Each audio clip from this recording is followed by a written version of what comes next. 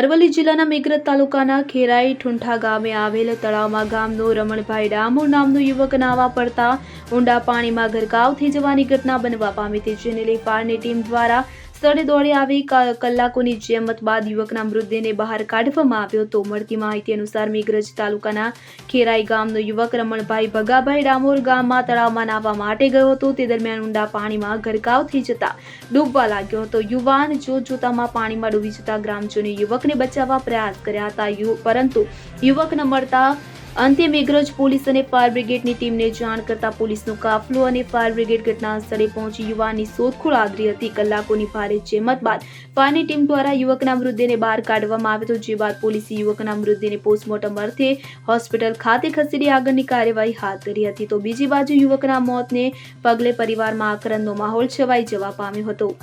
અમિત ઉપાધ્યાય સાથે CN24 news Aravalli. હવે જુઓ દેશ દુનિયાની તમામ ખબરો તમારી આંગળીના ટેરવે। ઉઠાવો મોબાઈલ અને ગૂગલ પ્લે સ્ટોર પરથી ડાઉનલોડ કરો અમારી CN24 ન્યૂઝ મોબાઈલ એપ।